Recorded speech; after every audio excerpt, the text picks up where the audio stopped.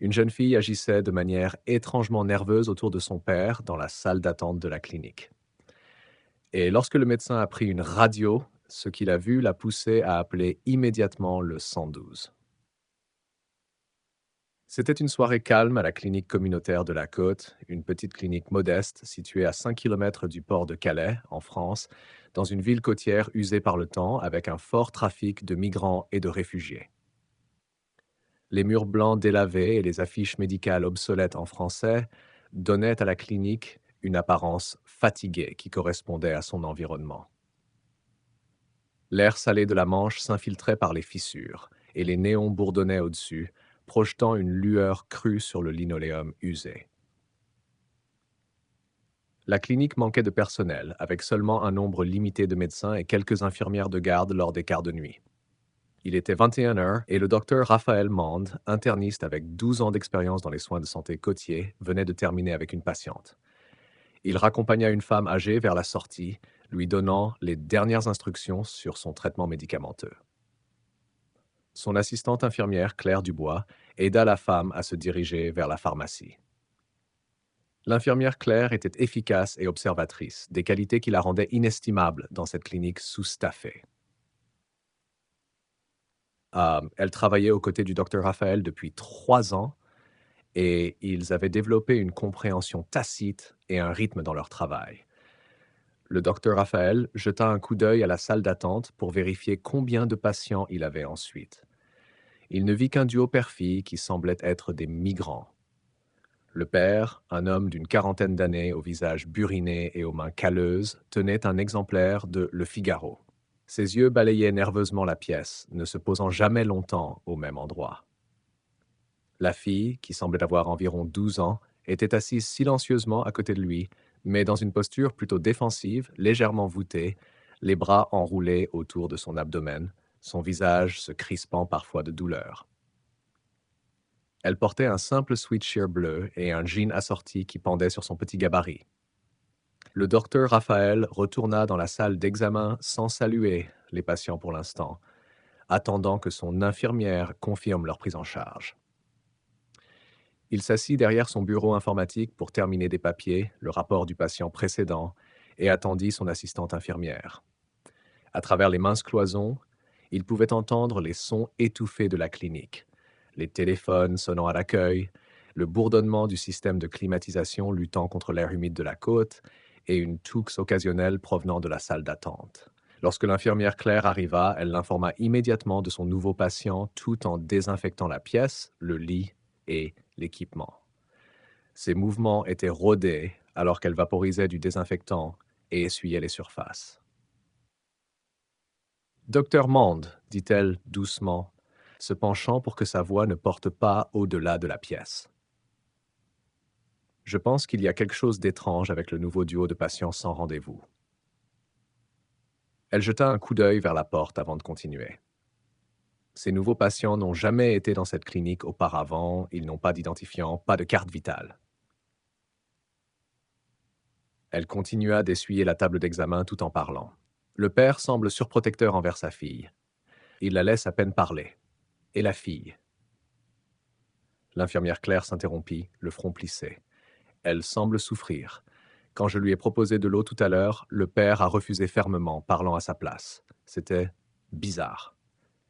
L'infirmière Claire jeta les lingettes usagées et se tourna pour faire face au docteur Raphaël. Voulez-vous toujours prendre ce patient? Nous pourrions les orienter ailleurs si vous êtes inquiet. Le docteur Raphaël y réfléchit un instant. Il avait grandi dans la région et avait de l'expérience dans les urgences sanitaires côtières. Il comprenait les sombres réalités autour de Calais, mais essayait toujours de faire une différence, un patient à la fois. Nous n'avons pas d'autres patients pour le moment et mon service ne se termine pas avant 3 heures, dit-il, passant une main dans ses épais cheveux noirs tout en regardant l'horloge au mur, notant qu'il restait encore quelques heures avant la fin de son service qui se terminait à 23h45. De plus, la patiente est une enfant et elle souffre visiblement. Je ne peux pas la renvoyer. Quelque chose dans son instinct lui disait que cette fille avait besoin d'aide, et en tant que médecin, il ne pouvait ignorer cela. Il avait vu trop de cas d'abus et d'exploitation dans cette ville portuaire, et l'idée de refuser quelqu'un dans le besoin allait à l'encontre de tout ce en quoi il croyait. L'infirmière Claire hocha la tête en signe de compréhension. Elle termina sa tâche de désinfection et se dirigea vers la porte. Elle appela les patients. Entrez, s'il vous plaît, docteur. Raphaël vit à quel point le père semblait oppressant, ne laissant pas la fille hors de sa vue. Il serrait constamment le poignet de la fille et lui chuchotait quelque chose pendant que la fille jetait des regards vers la pancarte de sortie de la clinique, les yeux écarquillés de ce qui semblait être de la peur. Le duo père-fille entra dans la pièce. La prise de l'homme sur le poignet de la fille se resserrant visiblement alors qu'il franchissait le seuil. L'infirmière Claire les accueillit avec un sourire professionnel qui n'atteignait pas tout à fait ses yeux. « Bonsoir, dit-elle, désignant l'espace d'examen. Je vais devoir prendre les constantes de votre fille avant que le docteur Mendez ne l'examine. » Le père, un homme trapu, aux yeux sombres et fatigués, parla avant que la fille ne puisse répondre. « Elle a un simple virus gastrique, dit-il d'un ton bourru, son français portant un léger accent régional. Elle a juste besoin de quelque chose pour le calmer. Rien de compliqué. La fille, Lucie, se tenait silencieusement à leur côté. Elle était pâle, presque cendrée, avec une fine couche de sueur sur le front. Ses yeux étaient baissés, évitant délibérément le contact visuel avec l'infirmière et le médecin. Ses petites mains tremblaient légèrement, posées sur ses flancs. L'infirmière Claire maintint son attitude professionnelle. « Je comprends, monsieur, mais nous devons suivre la procédure. Tous les patients nécessitent un contrôle des constantes de base avant de voir le médecin. » Le père sembla sur le point d'objecter davantage, mais il donna finalement un hochement de tête sec, relâchant à contre-cœur le poignet de la fille. L'infirmière Claire fit signe à Lucie de s'asseoir sur une chaise près de l'équipement de surveillance des constantes. Lucie, je vais vérifier ta tension artérielle, ton niveau d'oxygène et ton poids. D'accord? La fille hocha la tête presque imperceptiblement et s'assit tandis que l'infirmière Claire enroulait le brassard de tensiomètre autour de son bras mince. Le docteur Raphaël remarqua que la fille grimaçait légèrement sous la pression. Michel se tenait à proximité, observant chaque mouvement avec une intensité de faucon. Après avoir effectué les mesures, l'infirmière Claire nota les chiffres et remit le dossier au docteur Raphaël. Il étudia les détails en silence, notant que la tension artérielle de la fille était légèrement élevée, probablement due au stress, et que sa saturation en oxygène était à la limite inférieure de la normale. Ce qui était le plus préoccupant était son poids, qui se situait en dessous du 15e percentile pour son âge. « Lucie, dit doucement le docteur Raphaël, j'aimerais t'examiner dans l'espace d'examen. Ça ne prendra que quelques minutes. » Michel s'avança immédiatement. « Je viens avec ma fille. » Le docteur Raphaël maintint un ton calme et professionnel. « Monsieur Arnaud, vous êtes le bienvenu pour rester dans la pièce, mais j'ai besoin d'examiner Lucie en privé. Vous pouvez vous asseoir ici et attendre. » La fille obéit en silence, les yeux grands ouverts d'appréhension. Le docteur Raphaël souleva doucement juste assez de son sweatshirt pour exposer son abdomen. Il remarqua immédiatement que sa peau semblait tendue sur son ventre, avec une légère distension dans les quadrants supérieurs. Lorsqu'il commença la palpation abdominale de base, Lucie grimaça et tressaillit de douleur. Son estomac était rigide dans certaines zones, de manière anormale pour un simple virus gastrique. Lorsqu'il pressa doucement sur le cadran supérieur droit, elle se mordit la lèvre pour étouffer un cri. « Ça fait mal ici » demanda-t-il, pressant légèrement près de son foie. « Oui » murmura-t-elle, sa voix à peine audible. « Tu te sens ballonnée, Lucie » Un autre. « Oui » murmuré. « Et ton appétit? Manges-tu normalement » Elle secoua légèrement la tête. « Quelle est la dernière chose que tu as mangée et quand ?»« De l'eau. »« Juste de l'eau hier » murmura-t-elle, jetant un regard nerveux vers le rideau comme si elle craignait que son père l'entende. Le docteur Raphaël maintint une expression neutre malgré son inquiétude croissante. Le comportement de la fille était alarmant, mais pas totalement surprenant. Il avait vu d'innombrables enfants surcontrôlés par des adultes dans cette région. Près du port, c'était un endroit dangereux pour vivre, et de nombreux parents, surtout les migrants, étaient stricts par nécessité et par peur. Cependant, la rigidité abdominale l'inquiétait grandement. Certaines parties de son estomac étaient plus dures que d'autres, suggérant une possible obstruction ou des corps étrangers. Il garda une expression neutre et professionnelle en terminant l'examen, puis rouvrit le rideau. Michel se leva immédiatement, sa posture tendue. Eh bien, c'est juste un virus gastrique, non?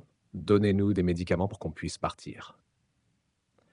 Le docteur Raphaël échangea un rapide regard avec l'infirmière Claire avant de s'adresser à Michel.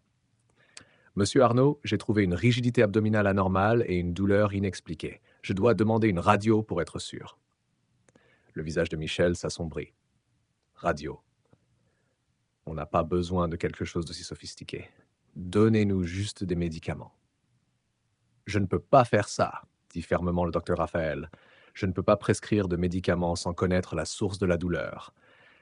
Les radios sont couramment utilisées pour détecter des anomalies dans le tractus digestif. Il marqua une pause, puis ajouta « De plus, Lucie semble déshydratée. Regardez comme elle transpire malgré la température fraîche de la pièce et ses lèvres sévèrement gercées. » Il fit un signe à l'infirmière Claire. « Pouvez-vous apporter un verre d'eau à Lucie, s'il vous plaît ?» Avant que l'infirmière Claire ne puisse bouger, Michel intervint. « D'accord, faites la radio, peu importe, mais faites vite. » Lorsque l'infirmière Claire revint avec de l'eau, elle la proposa à Lucie. La fille jeta un rapide coup d'œil à son père, puis refusa dans un murmure, évitant le contact visuel. Le docteur Raphaël tendit à Michel des documents détaillant la procédure de radio. « Veuillez apporter ceci à la section de radiologie. L'infirmière Claire vous montrera le chemin. Revenez me voir après que la radio soit terminée. » Il remarqua que Lucie avait du mal à marcher, se tenant voûtée et tenant son ventre avec une douleur évidente. « Claire, allons chercher un fauteuil roulant pour Lucie. » L'infirmière récupéra rapidement un fauteuil et Lucie s'assit avec un soulagement évident sur son visage. Alors que l'infirmière Claire commençait à pousser le fauteuil hors de la pièce, le docteur Raphaël observa la posture tendue de Michel et la manière dont ses yeux balayaient nerveusement la clinique. Quelque chose n'allait vraiment pas, et la radio révélerait peut-être de quoi il s'agissait. Le docteur Raphaël vérifia s'il avait un autre patient à prendre en attendant le résultat de la radio, mais la salle d'attente était vide. La petite clinique était calme à cette heure, avec seulement le bruit occasionnel du système de climatisation qui s'allumait et s'éteignait, rompant le silence. Se sentant mal à l'aise à propos du cas Arnaud, il quitta sa salle d'examen et marcha dans le couloir jusqu'à la section de radiologie. Le département de radiologie de la clinique était modeste, juste une pièce avec un équipement de base capable de répondre aux besoins d'imagerie diagnostique courants.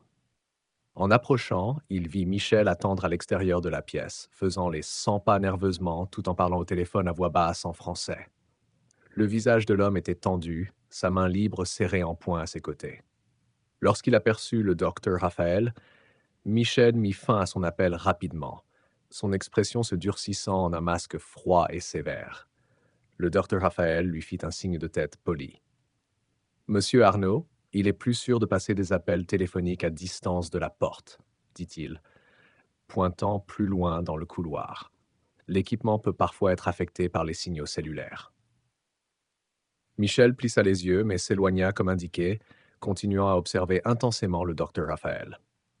Le docteur Raphaël entra dans la salle de radiologie où un technicien nommé Marc préparait Lucie pour le scan. La fille était allongée immobile sur la table, son visage pâle et marqué par la douleur. Marc leva les yeux lorsque le docteur Raphaël entra. « On va commencer, docteur, » dit-il. Le docteur Raphaël hocha la tête et recula tandis que Marc positionnait l'équipement. « Lucie, j'ai besoin que tu restes complètement immobile un instant, » ordonna Marc à travers le microphone. La fille hocha légèrement la tête, les yeux grands ouverts de peur. La machine se mit à bourdonner, capturant l'image interne de l'abdomen de Lucie. En attendant que l'image se traite, le docteur Raphaël crut entendre un murmure venant de la table. « S'il vous plaît, ne me prenez pas. » Les mots étaient si faibles, presque indistinguables par-dessus le bourdonnement de la machine de radio. Marc jeta un regard au docteur Raphaël, le front plissé de confusion. Il n'était pas sûr de ce que la fille voulait dire et sa voix était trop basse pour distinguer clairement les mots contre le bruit de fond. Lucie, nous devons rester très immobiles, dit à nouveau Marc dans le microphone. Nous devrons reprendre l'image. Après une seconde tentative, l'image numérique apparut sur l'écran de l'ordinateur. Le docteur Raphaël et Marc se penchèrent en avant, leurs expressions passant d'une neutralité professionnelle à un choc. La radio révéla des dizaines de formes ovales denses à travers le tractus gastro-intestinal de Lucie. Les corps étrangers étaient uniformes en taille et en densité, clairement non naturels à son anatomie. Le docteur Raphaël reconnut immédiatement ce qu'il voyait. Des paquets de drogue. Quelqu'un avait forcé cet enfant à avaler des paquets de drogue pour la contrebande. Marc, envoyez la copie numérique à mon ordinateur immédiatement, dit urgemment le docteur Raphaël, la voix basse. Marc hocha la tête, le visage sombre tandis qu'il transférait les fichiers. Le docteur Raphaël sortit de la pièce, croisant Michel, qui était toujours au téléphone, parlant maintenant plus urgemment en français. Leurs yeux se rencontrèrent brièvement et le docteur Raphaël se força à maintenir une expression neutre malgré la rage et le dégoût qui montaient en lui. Il retourna rapidement à son bureau et vérifia ses emails pour les fichiers de radio. Les ouvrant sur son écran, il examina les images en détail. Il y avait au moins 3 douzaines de paquets de drogue visibles à travers le tractus digestif de Lucie. Ce qui était le plus préoccupant, c'est que l'un des paquets semblait fuir, expliquant la douleur de la fille et le danger qu'elle courait. Si ce paquet s'était rompu, elle pourrait subir une surdose potentiellement mortelle. Le docteur Raphaël consulta des bases de données médicales en ligne. Les infirmières échangèrent des regards inquiets, leurs expressions mêlant choc et détermination. Alors que le docteur Raphaël expliquait la nécessité d'une intervention médicale d'urgence, il remarqua un mouvement du coin de l'œil. Michel et Lucie passaient devant le bureau d'administration, escortés par l'infirmière Claire. Les yeux de Michel se plissèrent lorsqu'il observa le groupe de membres du personnel réunis en conversation sérieuse, leurs visages préoccupés tournés vers lui. Lucie, encore plus pâle qu'auparavant, gardait son regard fixé sur le sol.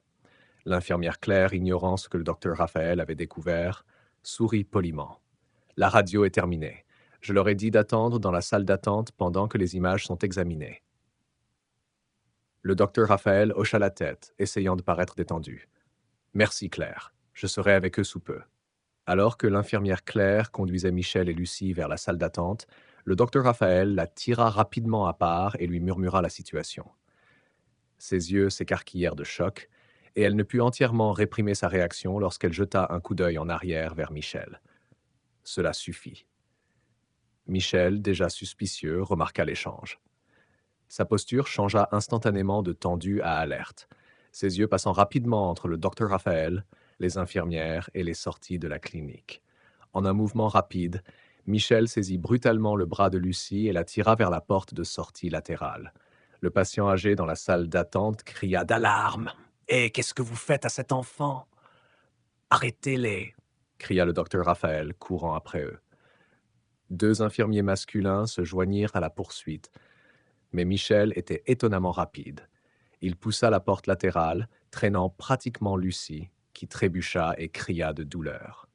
Le temps que le docteur Raphaël et les infirmiers atteignent le parking, Michel avait forcé Lucie à monter dans une voiture qui attendait et qui démarra en trombe, les pneus crissant sur le gravier. « Quelqu'un a-t-il vu la plaque d'immatriculation » demanda désespérément le docteur Raphaël. Mais personne n'avait pu la voir clairement dans l'éclairage tamisé du parking. 5 minutes plus tard, des véhicules de la gendarmerie s'arrêtèrent dans le parking de la clinique, gyrophares allumés. La commandante Héloïse Martin, une officier vétéran qui avait vu trop de cas similaires, prit la déposition du docteur Raphaël avec une expression sombre. « Nous allons lancer une alerte, » dit la commandante Martin, examinant la radio que le docteur Raphaël avait imprimée. « Mais sans pièce d'identité ni photo claire, ça va être difficile. » « Cette fille est en danger immédiat, » insista le docteur Raphaël, pointant la radio. L'un des paquets s'est rompu. Elle est probablement en surdose alors qu'une plus grande quantité de drogue entre dans son système. Elle a besoin de soins d'urgence maintenant. L'expression de la commandante Martin s'assombrit. « Docteur, je comprends votre inquiétude, mais vous devez comprendre à quoi nous sommes confrontés. Ces enfants sont des courriers jetables. Les cartels les utilisent parce que même s'ils sont attrapés, ils encourent des conséquences minimes en tant que mineurs et si quelque chose tourne mal. Elle ne termina pas sa phrase. Alors, on abandonne demanda le docteur Raphaël, incrédule. Nos ressources sont trop limitées, expliqua Martin. Pas d'identité, pas de carte vitale. C'est pratiquement une impasse. Nous alerterons les points de contrôle frontaliers avec la description, mais ces gens savent comment disparaître. Le docteur Raphaël ressentit une vague de frustration. Cet hôpital se trouve sur un terrain dangereux près du port, mais cela ne signifie pas que nous devons abandonner les enfants, dit-il sèchement. Il fournit des descriptions détaillées de Michel et Lucie. Leur taille, leur poids, leurs vêtements, la couleur de leurs yeux, de leurs cheveux, tout ce qui pourrait aider à les identifier. Des caractéristiques distinctives, demanda la commandante Martin. Cicatrices, tatouages, marques de naissance. Le docteur Raphaël et l'infirmière Claire se regardèrent et secouèrent la tête. Rien d'évident, répondit l'infirmière Claire. La commandante Martin soupira. Nous allons essayer. Mais, docteur, vous devez savoir que ces cas se produisent quotidiennement autour du port.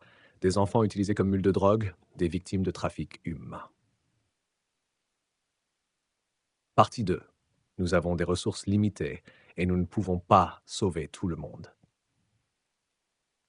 Le docteur Raphaël regarda impuissant l'équipe de la gendarmerie quitter la clinique. La dure réalité des soins de santé côtiers pesait lourdement sur lui. Très probablement, Lucie ne recevrait jamais les soins médicaux dont elle avait désespérément besoin.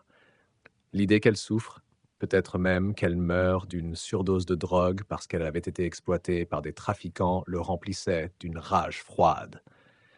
Lui et l'infirmière Claire retournèrent dans la salle d'examen en silence, où le patient âgé attendait toujours.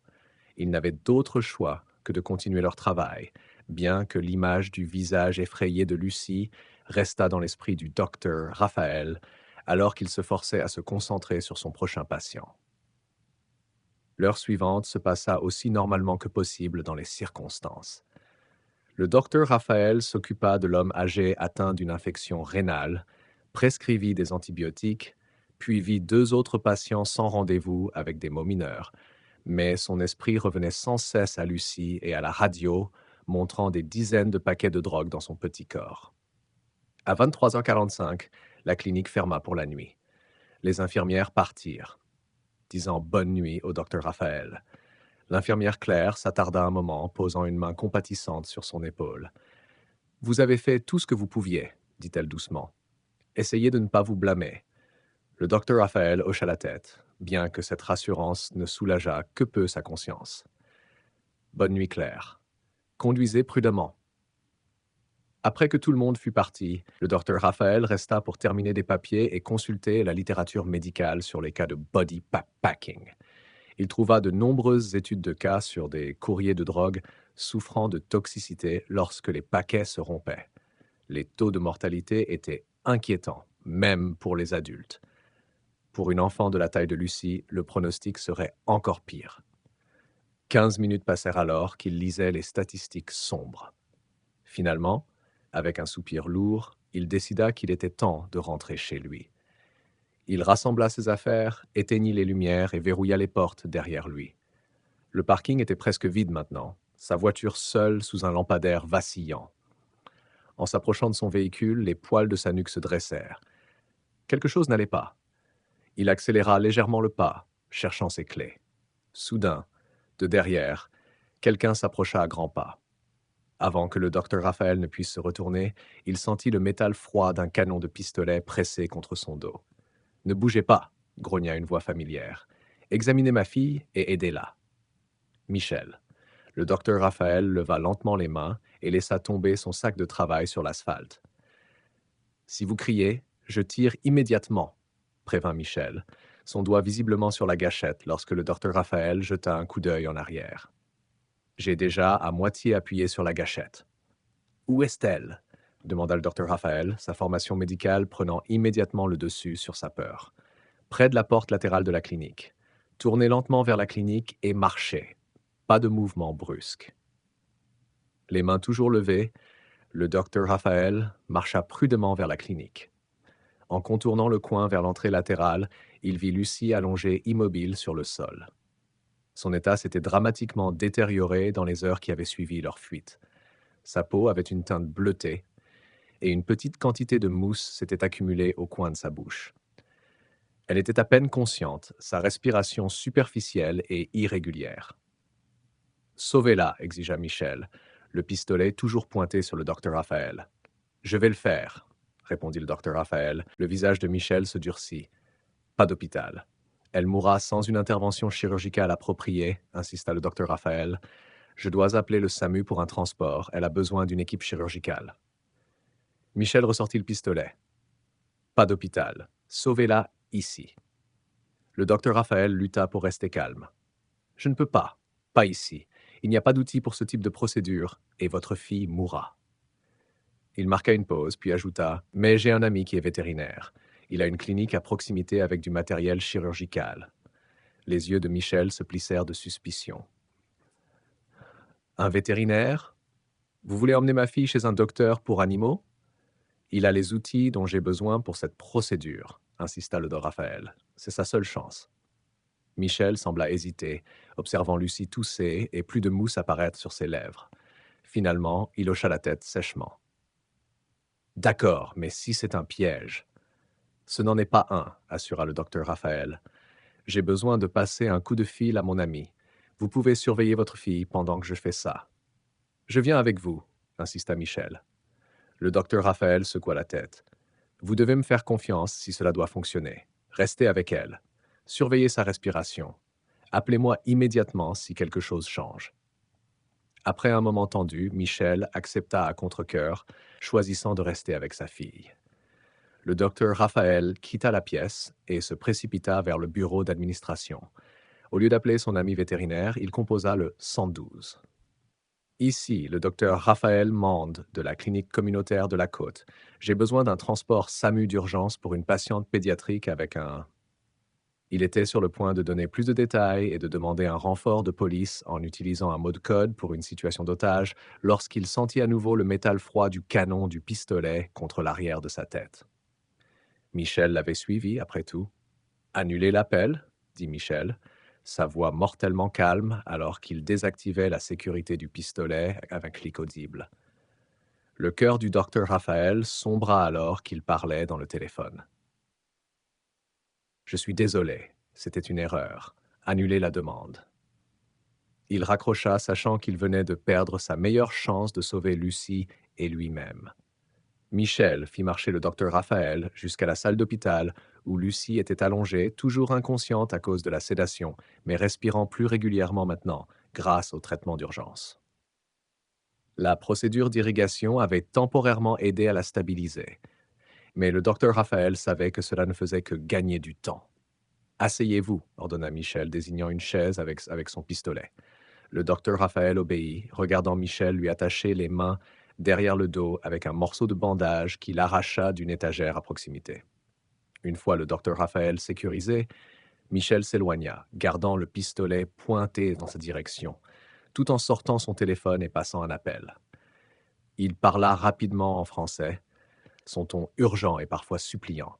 Le docteur Raphaël, qui comprenait parfaitement le français, écouta attentivement la partie de la conversation de Michel. « Oui, complication. Un paquet a éclaté. Elle a besoin d'aide. » « Non. Un docteur l'a découvert. » « Oui. Je l'ai. Clinique de la Côte. 20 minutes. On attend. » Après avoir mis fin à l'appel, Michel se tourna vers le docteur Raphaël, son expression sombre. « Vous avez rendu les choses très graves pour nous deux. Qu'est-ce que vous voulez dire ?» demanda le docteur Raphaël, testant subtilement ses liens. « J'ai appelé pour un transport. Ils nous emmèneront à l'installation.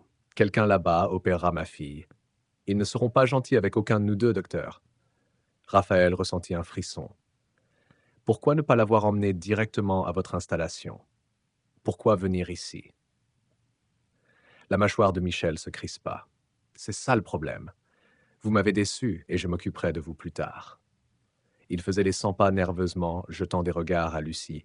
Ces hommes ne devraient pas savoir que ma fille n'a pas réussi à livrer les paquets. S'ils savaient qu'elle est incapable d'être une passeuse, ils la tueraient tout simplement. Il s'arrêta de marcher et regarda directement le docteur Raphaël. son expression mêlant colère et peur. Elle ne représente rien pour eux, mais elle représente tout pour moi. À cause de vous et de votre incompétence, ils sauront et ils la tueront, et ils vous tueront probablement aussi. Le docteur Raphaël ressentit de la confusion mêlée à sa peur. Si vous l'aimez, pourquoi la laisser faire ça? Pourquoi mettre sa vie en danger? Michel maintint son expression sévère et dangereuse, essayant clairement de ne pas paraître faible, avec son pistolet toujours pointé sur le médecin. Je n'ai pas besoin d'expliquer ma vie à vous. Malgré la tentative de Michel de rester le ravisseur intimidant, le docteur Raphaël sentit qu'il y avait plus dans l'histoire. Il semblait que Michel est également forcé de travailler pour les chefs de cette opération de drogue, utilisant sa propre fille comme mule. Leur conversation fut interrompue par le bruit d'un véhicule s'arrêtant dans le parking. Michel se tendit, vérifiant rapidement à travers les stores de la fenêtre. « Ils sont là, dit-il. Ne tentez rien de stupide. » Michel vérifia le couloir, puis revint pour détacher le docteur Raphaël, gardant le pistolet pressé contre ses côtes. « Marchez lentement. Ne dites rien. » 4 hommes en masque noir et vêtements tactiques entrèrent par la porte latérale, se déplaçant avec une efficacité entraînée. 2 d'entre eux allèrent immédiatement vers Lucie, déconnectant son équipement de surveillance et la transférant soigneusement sur un brancard qu'ils avaient apporté. À leur mouvement, le docteur Raphaël pouvait dire qu'ils avaient une formation médicale. Ils vérifièrent ses voies respiratoires et la sécurisèrent correctement avant de la charger sur le brancard. Alors qu'ils poussaient Lucie vers la sortie, un homme grand et musclé s'approcha du docteur Raphaël et de Michel. Sans parler, il saisit brutalement le bras du docteur Raphaël et le conduisit à l'extérieur, où 2 véhicules attendaient, une camionnette où il chargeait Lucie et un SUV noir aux vitres teintées. « Montez », ordonna l'homme, poussant le docteur Raphaël vers le SUV. Alors qu'il montait, Michel suivit, tenant toujours son pistolet. L'homme grandendit à Michel un sac en toile de jute. « Pour lui, dit-il, désignant le docteur Raphaël. » Michel passa le sac sur la tête du docteur Raphaël, le plongeant dans l'obscurité, alors que le véhicule commençait à bouger. À travers le tissu rugueux, le docteur Raphaël pouvait entendre le moteur rugir alors qu'il s'éloignait de la clinique vers l'inconnu. Le moment suivant où le docteur Raphaël vit la lumière fut lorsque le sac fut retiré de sa tête. Il cligna rapidement des yeux, ses yeux s'adaptant à la soudaine luminosité. Il se retrouva assis dans une pièce qui ressemblait à l'intérieur d'un bâtiment industriel converti, solidement attaché à une chaise métallique dans un coin. Ses environs prenaient progressivement forme. Sols en béton, murs métalliques et un éclairage cru au-dessus qui donnait à toute une teinte bleuâtre clinique. Au centre de la pièce se trouvait une table chirurgicale équipée d'instruments médicaux modernes. 3 personnes en tenue chirurgicale noire et masques médicaux se déplaçaient autour avec efficacité, dissimulant complètement leur visage. Elles portaient des gants et travaillaient dans un silence étrange, communiquant uniquement par des gestes et des hochements de tête, entraînés. Sur la table était allongée Lucie, maintenant inconsciente, probablement sous anesthésie. Un moniteur à proximité affichait une vue interne en temps réel de l'opération. Le docteur Raphaël, avec sa formation médicale, pouvait voir qu'ils effectuaient une extraction gastrique des paquets de drogue. Le chirurgien principal travaillait avec une habileté remarquable, faisant des incisions précises et retirant soigneusement les paquets ovales, un par un. Personne ne parlait, pas même les annonces standards de procédure chirurgicale qui seraient obligatoires dans une salle d'opération légitime. La coordination parfaite de l'équipe suggérait qu'ils avaient effectué cette procédure plusieurs fois auparavant.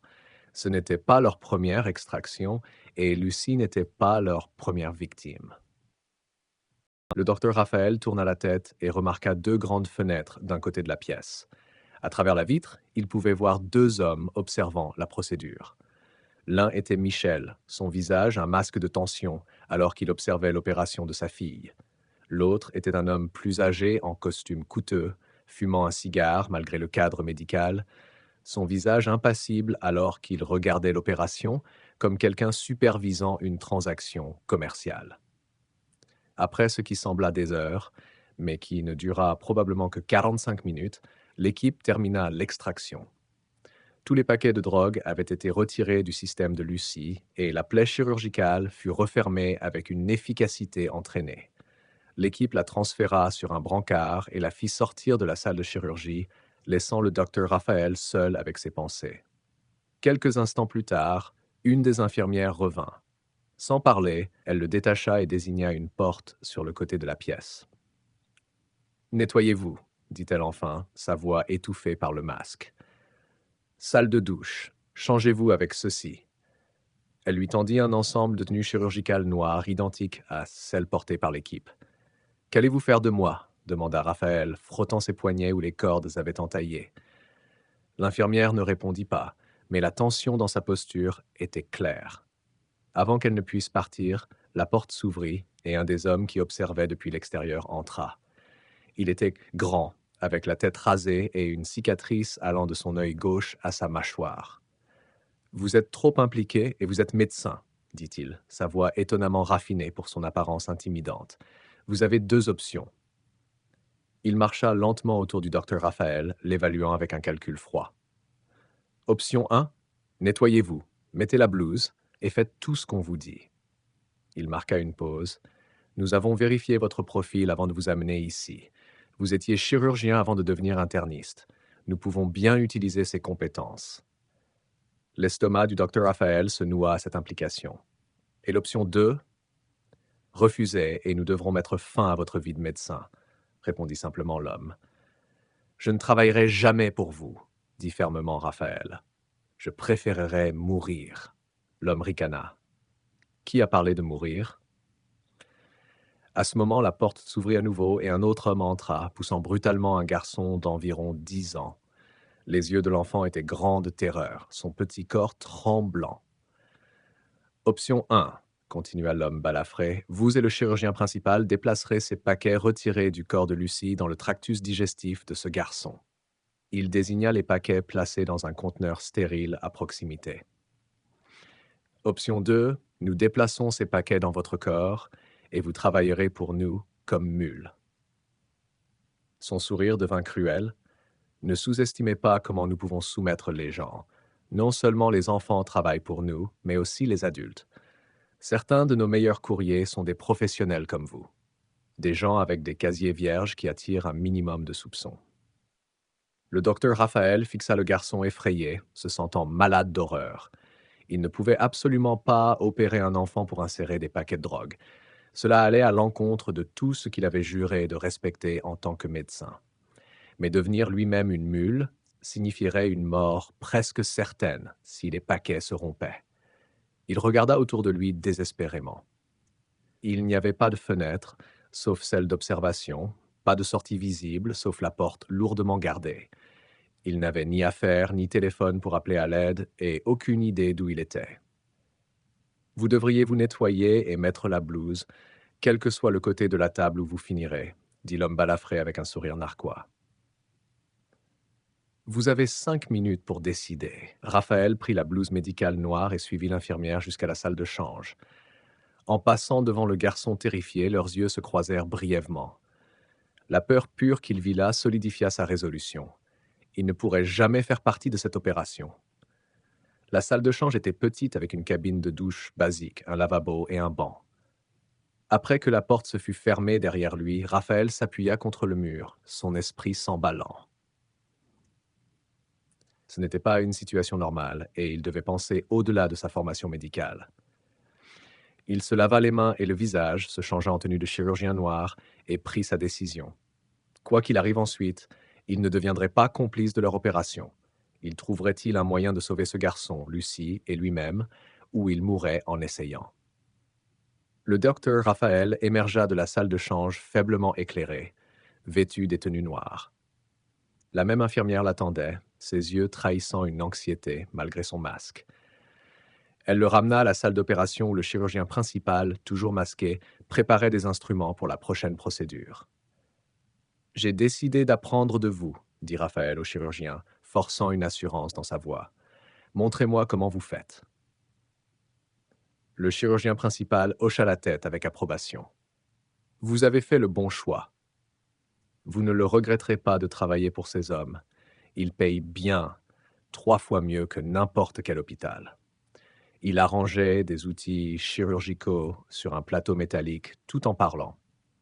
Ne les faites pas sentir que vous êtes un risque. Faites votre travail, taisez-vous, et tout ira bien.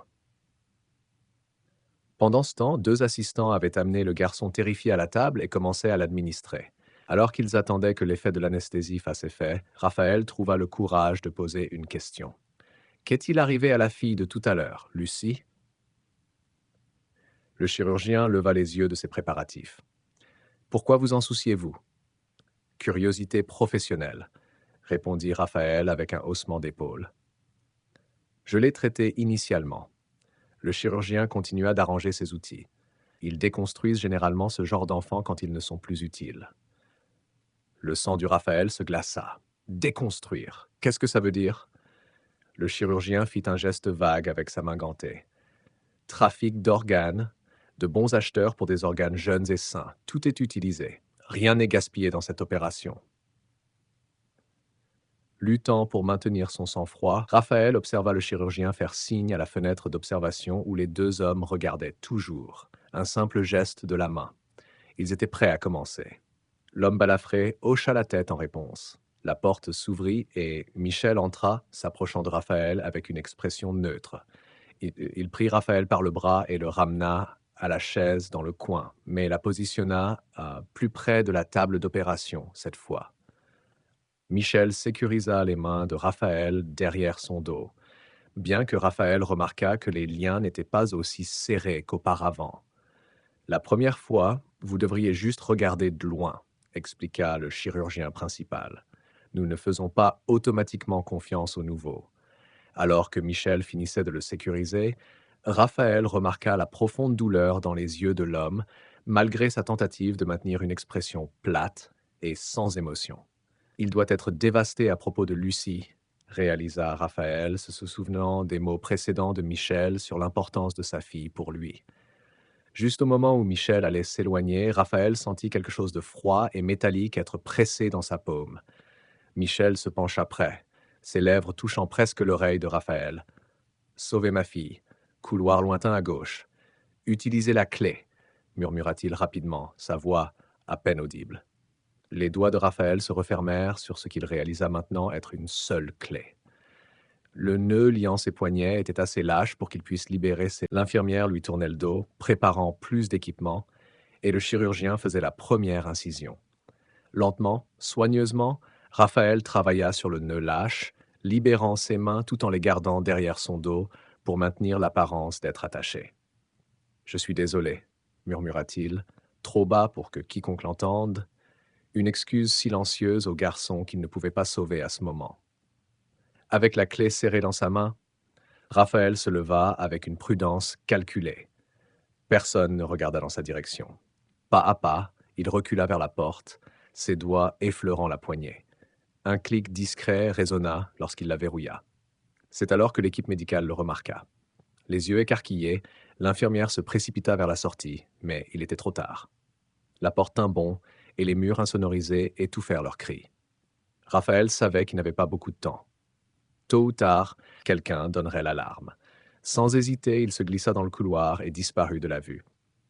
Le couloir était faiblement éclairé et étrangement silencieux en ce qui devait être le milieu de la nuit. Suivant les instructions de Michel, Raphaël se déplaça rapidement jusqu'au bout du couloir et tourna à gauche, puis continua jusqu'à la porte la plus éloignée à gauche. Il essaya la poignée. Verrouillée. Il utilisa la clé que Michel avait dû glisser dans sa main en le sécurisant à la chaise. La clé fonctionna. Raphaël poussa la porte pour trouver ce qui semblait être un petit bureau médical miteux. Michel était à l'intérieur, faisant les 100 pas nerveusement. Il leva les yeux avec un soulagement évident lorsque Raphaël entra. « Vous l'avez fait ?» dit rapidement Michel, fermant la porte derrière Raphaël. « Nous devons agir vite pour sauver ma fille. » « Si vous avez des armes et savez où elle est, pourquoi ne l'avez-vous pas fait vous-même » demanda Raphaël, suspicieux malgré l'aide apparente de l'homme. « Pourquoi m'impliquer » Le visage de Michel s'assombrit de honte. « Je ne peux pas faire ça seul. Ces gens font partie de moi et je ne mérite pas d'être un héros. » Il passa une main dans ses cheveux, sa façade s'effritant. Pourtant, je vais vous aider à sauver ma fille. Vous devez l'emmener loin, très loin d'ici, et promettre de lui donner une nouvelle vie. Vous êtes son seul espoir. Même moi, je ne pourrais garantir sa sécurité dehors. Et vous? Demanda Raphaël. Ma vie est ici, répondit Michel, la résignation lourde dans sa voix. Je suis un trafiquant de drogue et le serai toujours. Mon père l'était et mon grand-père aussi, et ceux avant eux. Il tendit la main avec un petit pistolet. Utilisez ce pistolet sur moi. Prenez mes affaires. Appelez la police et sauvez ma fille. Il la garde dans la chambre, 3 portes plus loin à droite. Il prévoit de prélever ses organes dans quelques heures. Raphaël fixa le pistolet dans sa main, puis le rendit à Michel. Je ne peux pas vous tirer dessus. Utilisez-le sur vous-même si vous voulez maintenir votre couverture, mais donnez-moi mon téléphone et la clé de la chambre de Lucie.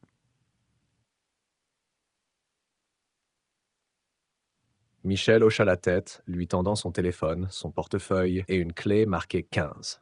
Quand vous entendrez le coup de feu, courez, ils seront distraits assez longtemps pour que vous puissiez l'atteindre. Raphaël prit les objets et se dirigea vers la porte. Merci d'avoir aidé votre fille, elle mérite mieux que cette vie. Mieux que moi, dit doucement Michel. Maintenant, allez-y. Raphaël se glissa hors de la pièce et se déplaça rapidement dans le couloir, comptant les portes jusqu'à atteindre la chambre 15. Derrière lui, un coup de feu retentit, suivi de cris d'alarme. Profitant de la distraction, Raphaël déverrouilla la porte de la chambre de Lucie et se glissa à l'intérieur, la verrouillant rapidement derrière lui. La fille était allongée inconsciente sur un lit simple, son teint pâle mais stable. Raphaël vérifia immédiatement ses signes vitaux avec son doigt. Faible mais présent. Il sortit son téléphone et composa le 112. « Ici le docteur Raphaël Mande, dit-il urgemment lorsque l'opérateur répondit. J'ai besoin d'une assistance policière immédiate. J'ai été kidnappé avec une enfant utilisée comme mule de drogue. Nous sommes retenus à... » Il regarda autour de lui pour trouver des informations d'identification, puis repéra une adresse sur un tableau médical accroché près de la porte. Il relaya l'emplacement à l'opérateur, ajoutant « Il y a des hommes armés et des chirurgies illégales en cours. L'enfant a besoin de soins médicaux immédiats. » « Restez en ligne, docteur Mande, » ordonna l'opérateur. « La gendarmerie est en route. » Raphaël se positionna entre Lucie et la porte, le téléphone toujours pressé contre son oreille, et attendit l'arrivée des secours. En moins de 15 minutes, le bruit de plusieurs sirènes de police perça la nuit. Des lumières bleues et rouges clignotaient à travers la petite fenêtre de la pièce où Raphaël s'était barricadé avec Lucie. Il pouvait entendre des cris et les pas lourds des équipes tactiques entrant dans le bâtiment. Soudain, il y eut un coup violent à la porte. Raphaël se tendit, incertain s'il s'agissait d'un sauvetage ou d'un des criminels. « Qui est-ce » cria-t-il, se positionnant protectivement devant le lit de Lucie. « Docteur Mande, c'est la gendarmerie, nous entrons. » Avant que Raphaël ne puisse répondre, la porte s'ouvrit violemment. L'un des hommes masqués d'avant se tenait là, son visage maintenant exposé et déformé par la rage. Il leva son pistolet vers Raphaël. « Vous, » grogna-t-il, « vous les avez amenés ici. » L'homme tira, mais son tir dévia, faisant éclater le mur à côté de la tête de Raphaël. Avant qu'il ne puisse tirer à nouveau, des officiers de la gendarmerie apparurent derrière lui, leurs armes dégainées. « Lâchez votre arme maintenant !» cria un officier. L'homme hésita, puis tourna son arme vers les officiers. Le bruit des coups de feu éclata et l'homme s'effondra au sol. Les officiers tactiques se précipitèrent dans la pièce, évaluant rapidement la situation. « Docteur Mande » demanda l'un d'eux, s'approchant de Raphaël. « Oui » confirma Raphaël, les mains levées. « La fille a besoin de soins médicaux. Elle a été utilisée comme mule de drogue et vient de subir une chirurgie pour retirer des paquets de son système. » D'autres officiers sécurisèrent la pièce, tandis que des paramédics du SAMU furent appelés. Alors qu'ils préparaient le transfert de Lucie sur un brancard, un des officiers s'adressa à Raphaël. « Monsieur, nous devons vous sortir d'ici tous les deux. Le bâtiment est sécurisé, mais nous sommes encore en train de traiter les suspects. » Raphaël hocha la tête, suivant les officiers alors qu'ils l'escortaient avec le brancard de Lucie hors du bâtiment. En traversant les couloirs, Raphaël réalisa que cet endroit n'était pas un entrepôt comme il l'avait initialement pensé, mais une sorte de clinique improvisée où ces gens menaient leurs opérations de body packing. Ce n'était pas aussi grand qu'il avait semblé dans son état de peur accru, juste un petit bâtiment industriel converti en périphérie de Calais. Une fois dehors, alors que les équipes du SAMU se rassemblaient pour transférer Lucie dans une ambulance en attente, Raphaël observa la scène. Les véhicules de la gendarmerie et les unités tactiques encerclaient le bâtiment. Les officiers conduisaient des suspects menottés vers des fourgons de police, y compris l'équipe médicale masquée qui avait effectué les chirurgies illégales. Avec un sentiment de malaise, Raphaël vit un autre brancard être chargé dans une ambulance différente. L'équipe médicale avait chargé une petite forme, et Raphaël savait que c'était le garçon de tout à l'heure. Il ne pouvait qu'espérer qu'il pourrait le sauver. Puis, Raphaël les vit. Michel et les autres complices, y compris le chirurgien et les infirmières, vêtus de robes noires et de masques, escortés vers un véhicule de la gendarmerie en attente. Alors que les officiers retiraient leurs déguisements, leurs visages complets furent révélés, et avec eux leurs véritables identités. Les yeux de Raphaël se fixèrent sur Michel, dont le bras saignait d'une blessure par balle. Elle était précise, assez sérieuse pour être crédible, mais clairement placée pour éviter toute zone vitale. Leurs yeux se rencontrèrent à travers le parking. Raphaël hocha la tête, regardant Lucie être chargée dans l'ambulance. « Puis-je vérifier son état d'abord » ? « Bien sûr, » répondit l'officier, le conduisant à l'ambulance où les paramédics du SAMU stabilisaient Lucie pour le transport. « Ira-t-elle bien » demanda Raphaël à l'un des paramédics. « Elle est stable pour l'instant, » répondit le paramédic. La chirurgie était en fait assez professionnelle malgré les circonstances. Elle aura besoin d'une surveillance à l'hôpital, mais son pronostic est bon. Soulagé, Raphaël suivit l'officier jusqu'à un véhicule de la gendarmerie en attente. Alors qu'il s'éloignait de la scène, il regarda en arrière le bâtiment quelconque qui avait abrité tant d'horreurs, se demandant combien d'autres enfants étaient passés par ces portes. Au poste de la gendarmerie, l'agitation continuait alors que les officiers traitaient les suspects et les preuves de l'opération. La commandante Héloïse Martin, une enquêtrice chevronnée de la Task Force Sierra, conduisit Raphaël dans une salle d'interrogatoire où elle s'assit derrière un bureau, prête à prendre sa déposition. « Docteur Mand, commença-t-elle, je comprends que vous avez vécu une expérience traumatique. Prenez votre temps pour me raconter ce qui s'est passé. » Raphaël raconta tout, comment Michel et Lucie étaient venus à la clinique pour la première fois, les résultats de la radio, leur fuite lorsqu'il avait appelé la gendarmerie et le retour de Michel plus tard dans la nuit avec un pistolet. « Il m'a forcé à aider sa fille, qui était déjà en surdose, » expliqua Raphaël. « J'ai utilisé un lavage gastrique pour nettoyer son système et j'ai essayé d'appeler le SAMU pour un transport à l'hôpital. Je voulais aussi appeler la police, mais Michel m'a surpris et m'a menacé avec son pistolet. » Il décrivit comment Michel avait appelé ses associés qui les avaient emmenés à la clinique improvisée et les horreurs dont il avait été témoin là-bas. Lorsque la commandante Martin demanda spécifiquement le rôle de Michel, Raphaël hésita. Il pourrait lui dire que Michel l'avait secrètement aidé, détaché ses liens, donné la clé, indiqué où trouver Lucie et s'était essentiellement sacrifié pour que sa fille soit sauvée. Mais il se souvint des mots de Michel. « Je ne mérite pas d'être un héros. » « Michel Arnaud, » dit lentement Raphaël, « n'arrêtez pas de crier que j'avais pris sa fille. »« Oui, » confirma la commandante Martin. Il était assez catégorique à ce sujet dans le véhicule de la gendarmerie. Il a dit que vous lui aviez tiré dessus et kidnappé la fille. Raphaël prit sa décision. « Je lui ai tiré dessus en légitime défense, » dit-il fermement. « Quand ils m'ont emmené là-bas, j'ai réussi à me libérer. Je cherchais une sortie. J'ai vu un bureau et j'ai pensé qu'il pourrait y avoir un téléphone à l'intérieur. Michel était là. Nous nous sommes battus et j'ai retourné son arme contre lui quand il a essayé de me tirer dessus. » Il continua à décrire comment il avait trouvé une clé marquée 15 sur le bureau de Michel, localisé la chambre et appelé la gendarmerie. La commandante Martin prit des notes détaillées, demandant occasionnellement des précisions. « Et pourquoi étiez-vous si déterminé à sauver cette fille en particulier ?» demanda-t-elle enfin. « Vous vous êtes mis en danger considérable. » Raphaël pensa à la dernière demande de Michel de prendre Lucie loin et de lui donner une nouvelle vie. Il regarda directement la commandante Martin. « Je suis médecin, dit-il simplement. C'est mon devoir moral d'aider ceux qui en ont besoin. Je ne pouvais pas l'abandonner après avoir vu ce qu'il lui avait fait. » La commandante Martin l'étudia un moment, puis hocha la tête. « Une dernière question, docteur Mand. Voudriez-vous voir la fille à l'hôpital plus tard? Nous aurons besoin d'une déclaration complémentaire de votre part et nos officiers pourraient vous y conduire. » « Oui, » répondit Raphaël sans hésitation. « J'aimerais m'assurer qu'elle se rétablit. »« Je vais l'organiser, » promit la commandante Martin. « Et docteur Mand, nous vous tiendrons informé de l'avancement de l'affaire.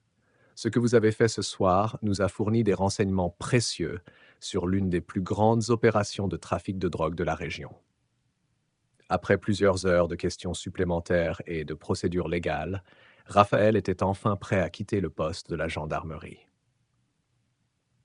Un officier l'approcha dans la salle d'attente. « Docteur Mand, avant que vous ne partiez, je pensais que vous voudriez savoir. Cette opération de sauvetage a conduit à des renseignements significatifs sur d'autres installations où ce groupe opère. Le bâtiment où nous vous avons trouvé n'était que leur centre d'opération médicale. Nous avons récupéré près d'une demi-tonne de cocaïne déjà emballée en paquets, prête pour le transport. » L'officier continua. « Nous effectuons des raids sur 3 autres sites basés sur des documents que nous avons trouvés. Cela pourrait être la percée dont nous avions besoin contre ce cartel. » Raphaël hocha la tête, absorbant cette information.